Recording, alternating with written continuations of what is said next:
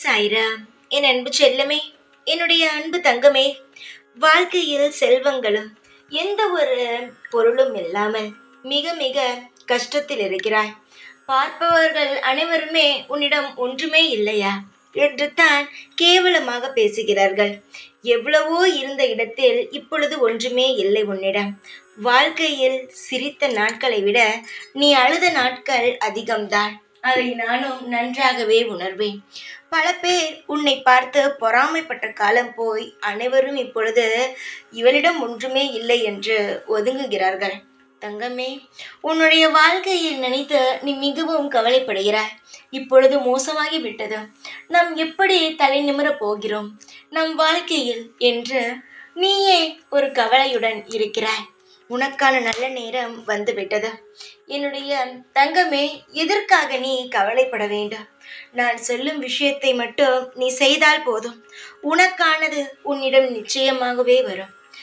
என்னுடைய காலடியில், அதாவது நாளை என்னுடைய படத்திற்கு முன்போ இல்லை என்னுடைய சிலைக்கு முன்போ உன்னால் முடிந்ததல்ல, முன்னால் முடியும். நான் சொல்கிறேன், 2 ரூபாய், அதாவது ஒரு ரூபாய் 2 ரூபாயாக எடுத்து என்னுடைய காலில் வை.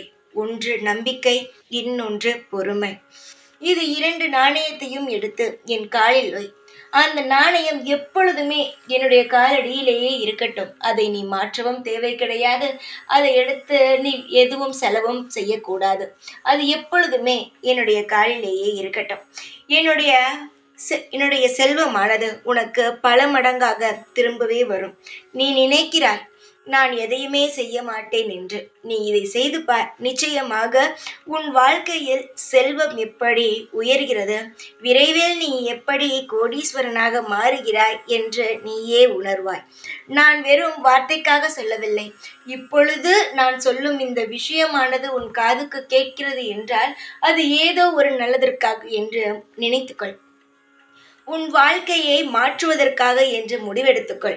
நான் சொன்னதை செய். நிச்சயமாகவே உனக்கு என்னென்ன தேவையோ அது நிச்சயமாக அந்த பண உதவி உன்னாலேயே கிடைக்கும். உனக்கு வருமானம் வரும், செல்வங்கள் அதிகரிக்கும்.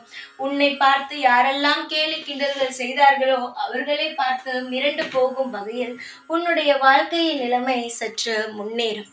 தங்கமே, நீ எனக்காக செய்ய வேண்டாம், மற்றவர்களுக்காக செய்ய வேண்டாம். உன் வாழ்க்கைக்காக நீ செய். நிச்சயமாக நற்பலன்களே உனக்கு கிடைக்கும். இந்த சாயை எந்த அளவுக்கு ஒருவன் நம்புகிறானோ அவன் அதைவிட அதிகமாகவே வாழ்க்கையில் முன்னேறுகிறான். எதுவுமே சாய் செய்ய மாட்டேன் என்று சொல்ல மாட்டேன். பொறுமையாக இருங்கள், நிச்சயமாகவே செய்வேன் என்று தான் சொல்வேன். ஆனால் சிலர் அதை புரிந்தே கொள்ளாமல் சாய் எதுவும் செய்ய மாட்டார், சாயை நான் வணங்கி நடு தெருவுக்கு வந்தது மட்டும்தான் மிச்சம், இப்படிப்பட்ட வார்த்தைகளை உபயோகப்படுத்தி அவர்களே தன் மனதை புண்ணாக்கிக் கொள்கிறார்கள். ஒரு தெய்வத்தை வணங்கினால் கடைசி வரைக்கும் அந்த தெய்வத்தை வணங்கி பாருங்கள். அந்த தெய்வமானது நிச்சயமாக உங்களுக்கு நல்வழி காட்டும். ஏதோ ஒரு ரூபத்தில் உங்களை வந்து சந்திக்கும். வாழ்நாள் முழுவதும் உங்களை ஆனந்தமாக வைக்கும். நல்ல நேரம் வரும், ஏற்படுத்தி தரும் அந்த தெய்வம். நம்பிக்கையுடன் இரு. எப்பொழுதுமே உன் கூடவே இருப்பேன். இந்த சாய்நான். ஓம் சாய்ராம்.